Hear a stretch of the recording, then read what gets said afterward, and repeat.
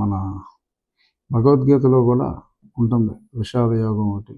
అలాగా అర్జున విషాద యోగం లాగా పాపం జగన్మోహన్ రెడ్డి గారు నిన్న 4.5 కోట్ల ప్రజాధనాన్ని ఖర్చు పెట్టి మరి గతంలో టైమ్స్ గ్రూప్కి ఒక 24 కోట్లకు డీల్ పెట్టారు. అలాగే ఇప్పుడు ఇండియా టుడే కాన్క్లేవ్ అని పెట్టి అందులో వీరి అమృత భాషణాలు మాట్లాడటానికి ఏదో బాగానే మ్యాచ్ ఫిక్సింగ్ చేసుకున్నారు. వాళ్ళు ప్రశ్నలు ఇచ్చారు, ఈయన ఏదో ప్రిపేర్ అయినట్టుగా ఉన్నాడు. కానీ పెద్దగా మీడియా అనుభవం చాలా మీడియాతో మాట్లాడుతూ ఈ మధ్యన పూర్తిగా తగ్గించేశారు. కాబట్టి ఏదో కొంచెం హష్ తుష్ పుష్ పుష్ అని చెప్పి ఏదో కాస్త టైం తీసుకుని నట్లుగా చెప్పినా సడన్గా పుసుక్కుని మనసులో ఉన్న మాట ఒకటి వచ్చేసింది. I'm very happy. ఈ నిమిషంలో ఈ పదవి వదిలేయాలన్నా నాకు ఎటువంటి ఇబ్బంది లేదు. ఐఎమ్ టోటలీ సాటిస్ఫైడ్ అని మనసులో ఉన్న మాట ఒకటి చెప్పేశారు. ఏమిటి సాటిస్ఫాక్షను, ఏమొచ్చింది అని ఆలోచిస్తే మేబీ ఆయన ఏమన్నా 1,00,000 కోట్లు సంపాదించాలి అని అనుకుని ఉంటే ఒక 20 ఏళ్ళు ముఖ్యమంత్రిగా ఉండి ఏమో ఆయన టార్గెట్ రీచ్ అయ్యారేమో అంటే ఆయన మాటలను బట్టి అనిపించింది సుమా. నేను అదర్వైజ్ రిలీజ్ చేయట్లా. నాకు ఫుల్ సాటిస్ఫాక్షన్ ఉంది. ఇప్పుడైనా సరే ఐఎమ్ రెడీ అని చెప్పి ఆయన అంటాం. మరి ఆల్రెడీ ఆయన అనుకున్న టార్గెట్ రీచ్ అయిపోయారా, లేదా అమరావతిని మటాష్ చేయాలనుకున్నాం, అమరావతిని మటాష్ చేయాలనుకున్న టార్గెట్ రీచ్ అయ్యారా, పోలవరాన్ని బాగా డిలే చేయాలనుకున్నాం, మరి ఆ టార్గెట్ రీచ్ అయిపోయారా, కొందరికి అద్భుతమైన లబ్ధి చేకూర్చాలి అనుకున్నాం, అది అయిపోయింది కాబట్టి ఉన్నాయన్నీ ఇచ్చాం కాబట్టి సాటిస్ఫై అయిపోయారా, ఎక్కడ సాటిస్ఫై అయ్యారు, ఎలా సాటిస్ఫై అయ్యారు అనేది ఎవరికి కూడా అర్థం కావట్లా. కానీ అంతరాత్మ అనేది మనిషికి ఒకటి ఉంటుంది. మరి అంతరాత్మ ఒక్కొక్కసారి పక్కనే నిరాశలో ఉన్నప్పుడు, నిస్పృహలో ఉన్నప్పుడు మనసులో మాటలు బయటకు వస్తాయి. మరి కొద్ది నెలల క్రితమే చూసాం, సుమారు ఒక 3 నెలల క్రితం మరి కల్వకుంట్ల చంద్రశేఖరరావు కూడా కేసీఆర్ గారు అరే దాందేందుబాయ్ పోతే పోతాం, హ్యాపీగా ఉంటాం అని చెప్పి ఆయన చెప్పడం జరిగింది. అలాగే క్లిప్పింగ్ మీరు అందరూ చూస్తుంటారు కాబట్టి నేను మళ్ళీ ప్రత్యేకంగా ప్లే చేయను. అలాగే జగన్మోహన్ రెడ్డి గారు కూడా ఆయన తెలుగులో చెప్పారు, జగన్మోహన్ రెడ్డి గారు ఇంగ్లీష్లో చెప్పారు. ఎందుకంటే అవతల రాజ్దీప్ సర్దేశాయికి మరి తెలుగు అర్థం కాదు కాబట్టి ఆయనకి ఇంగ్లీష్లో చాలా నిర్వేదంగా I'm satisfied. Even today I'm ready to leave the post అని చెప్పి ఆయన చెప్పారు. వై నాట్ 175 అని మొన్నటిదాకా ఓదరగొట్టి మరొక పక్క దొంగ ఓట్లన్నీ తొలగించబడటం, అంటే ఆల్మోస్ట్ అన్నీ కాదు, 50 లక్షల నుంచి 10 లక్షలకు వచ్చిందంటున్నారు. మరి ఒక పక్క అది తొలగించబడటం, ఇంకో పక్క ప్రజలు, ఉద్యోగస్తుల తిరుగుబాటు, నిరుద్యోగుల తిరుగుబాటు, మహిళల తిరుగుబాటు, మద్య నియంత్రణపై ఆడిన అబద్ధాలపైన తిరుగుబాటు, మరి ఎస్సీ సప్లాన్ నిధుల మళ్లింపుపై తిరుగుబాటు, మరి నిన్నగాక మొన్న ఇచ్చిన ఆసరా కూడా అదంతా దొంగ ఆసరా అని ఎందుకంటున్నానంటే మరి ఆ సంతకం పెట్టింది ఎవరు? ఎస్సీ కార్పొరేషను, బీసీ కార్పొరేషను, ఇంకో కార్పొరేషను, మైనార్టీ కార్పొరేషను, వాళ్ళ ఎండీలు అందరూ దానికి సంతకందారులు. ఆ సోకాల్డ్ 2,000-3,000 కోట్ల చెక్కుకి సంతకందారులు వీళ్ళు. అంటే అక్కడ జరిగే డ్రామా ఏంటి? ఈ ఎవరైతే ఆసరా 45 సంవత్సరాల స్త్రీలకు ఏదో ఇస్తున్నారో అందులో బీసీ మహిళలు ఉంటే బీసీ సప్లాన్ నుంచి ఆ బీసీ వారికి ఇవ్వాల్సిన రకరకాల నిధులు, వారికి పనిముట్లు ఇచ్చేవారు చంద్రబాబు నాయుడు గారి టైంలో. ఇప్పుడు అలాంటివి ఏమీ లేకుండా ఆ కార్పొరేషన్ హెడ్లో ఖర్చు రాసి ఈయన ఆసరా హెడ్లో ఇచ్చినట్టుగా చెప్పుకుంటారు. ఇంకా వేరే ఆ ఒరిజినల్గా ఏదైతే గతంలో వేరే పేరు మీద చంద్రబాబు నాయుడు గారు ఇచ్చారో అయ్యే ఉండవు. బీసీ సప్లై నిధులు ఉండవు, ఎస్సీ సప్లై నిధులు లేవు, ఎస్సీలకి ఇచ్చే ఆటోమొబైల్ లోన్స్ ఇటువంటివి ఏమీ ఉండవు, దమ్మిడీ లేదు.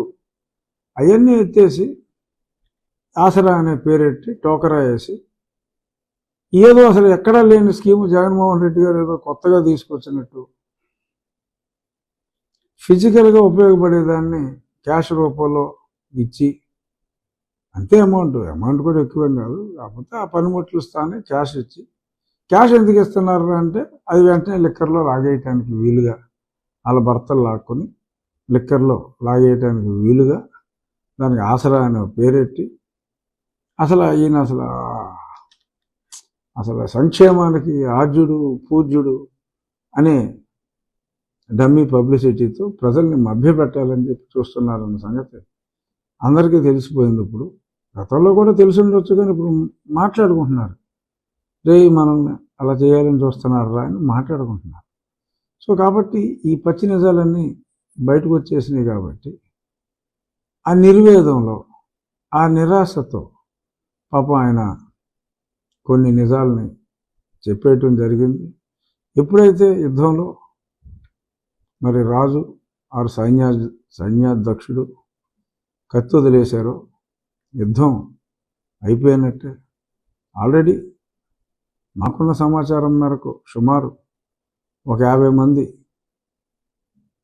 కుదిరితే తెలుగుదేశం, పబ్లిక్, జనసేన, ఇక్కడ కుదరకపోతే మొరార్లెస్ చాలామంది ఒరిజినల్ కాంగ్రెస్ వాదులే కాబట్టి పిల్ల కాంగ్రెస్ నుంచి తల్లి కాంగ్రెస్గా వెళ్ళిపోదాం, ఇప్పుడు కాకపోతే 29న అన్నా మనకు హోప్ ఉంటుంది అనే ఉద్దేశంలో వెళ్ళిపోవటం జరుగుతుంది. సుమారు 50 మంది ఎమ్మెల్యేలు వీరికి రామ్ కొట్టబోతున్నారు.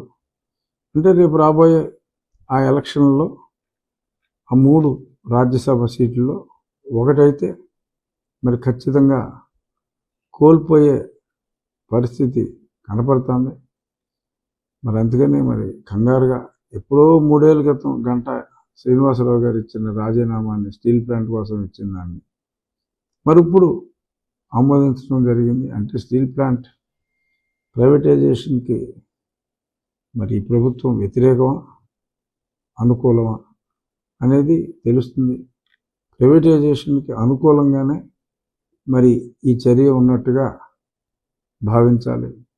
అలాగే మరి ఇప్పుడు ఓన్లీ అక్కడి నుంచి ఇక్కడికి వచ్చిన వాళ్ళ మీద వేటేస్తారా, తెలుగుదేశంకి వచ్చిన వాళ్ళ మీద లేదు. మరి తెలుగుదేశం నుంచి ఆ పార్టీలోకి వెళ్ళి 4 ఉన్నారు, వారి మీద వేటు వేయరా? మరి అలా చేస్తే కుదురుతుందా? సరే, ఇక్కడికి వేట్లు పర్వం అటు 4 ఇటు 4, శ్రీనివాసరావు 9 తీసినా కూడా ఖచ్చితంగా ఒక సీట్ అయితే మరి బయటికి పోయే వాళ్ళ లెక్క ప్రకారం వస్తుంది. నామినేషన్లు ఇంకా అప్లికేషన్లు కూడా ఇంకెవరో కూడా సీట్ అడిగే పరిస్థితి లేదేమో అనిపిస్తుంది నా ప్రస్తుత పార్టీలో. సీట్ ఇచ్చిన వాళ్ళు కూడా ఆఖరి నిమిషంలో రే భయ్ నీకో దండం, నీ సీటుకో దండం అని చెప్పి వెళ్ళిపోయే పరిస్థితే మరి చాలా స్పష్టంగా కనపడుతుంది. పెద్ద క్రైసిస్లో జగన్మోహన్ రెడ్డి గారి పార్టీ ఉందన్నది నిజం. కానీ ఆయన సాక్షి పేపర్లో క్రైసిస్లో తెలుగుదేశం ఉంది, క్రైసిస్లో జనసేన ఉంది అని రాసుకుంటున్నారు. నిన్న ఒక ఫేక్ రిలీజ్ చేశారు వైసీపీ వాళ్ళు, అచ్చెన్నాయుడు గారి సంతకంతో 113 సీట్లు వీళ్ళు, ఒక 62 సీట్లు సంథింగ్ 63 జనసేన అని వారు ఇదే 6 నక్కజిత్తుల్లో తోడేలు ఆలోచనలో భాగంగా మరి ఇలా నిన్న ఒక ఫేక్ది రిలీజ్ చేశారు. సరే, కంప్లైంట్ ఇచ్చిన ఉపయోగం లేదు, ఆ తాడేపల్లి ప్యాలెస్ నుంచే తయారై ఉంటుంది కాబట్టి దాని మీద అంత కేసు పెట్టేదమ్ము ఎవరికి లేదు. కాబట్టి దానివల్ల ఉపయోగం లేదు కేసు పెట్టినందువల్ల. కానీ ప్రజలకి వీళ్ళెంత కంగారుగా ఉన్నారు అనేది అర్థమవుతుంది. నిన్న చెప్పకనే స్పష్టంగా చెప్పారు ఆ కాన్క్లేవ్లో, మేము బీజేపీకి కేసుపై కేసు సపోర్ట్ చేస్తున్నాం. కేసుపై కేసు అన్ని కేసులకి సపోర్ట్ చేశారు, అన్ని విషయాల్లోనూ సపోర్టే చేశారు. చేయటం తప్పని నేను అంటున్నా, చేశారంటున్నా అంతే. అలాగే మరి వాళ్ళు కూడా మాకు చాలా సహకారం అందించారు అని చెప్పి మరి ఆయన చాలా స్పష్టంగా చెప్పడం జరిగింది. అక్కడ కాకుండా ఈ కాంగ్రెస్ పార్టీ నా కుటుంబాన్ని చీల్చింది. గతంలో మా చిన్నాయన్ని మంత్రి ఇచ్చి మా కుటుంబంలో తెచ్చిపెట్టారు. అరే నువ్వేమి చేయవు, నువ్వు మీ చిన్నాన్న అంటే నువ్వు పార్టీ నుంచి బయటకు వచ్చేస్తాయి, నువ్వు సెపరేట్గా మళ్ళీ పోటీ చేస్తానంటే మీ చిన్నాన్న నీతో ఎందుకు రావాలి? మీ చిన్నానికి నువ్వు చేసింది ఏంటి? 2004లో మీ చిన్నానికి నువ్వు చేసింది ఏంటి? అది తెలవదా? అప్పుడే తెలుసు మాకు.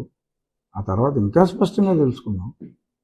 2004లో ప్రజలందరికీ తెలియవలసింది ఏంటంటే మా చిన్నాయని చంపేశారు, మా చిన్నాయని చంపేశారు అంటున్నారు కదా.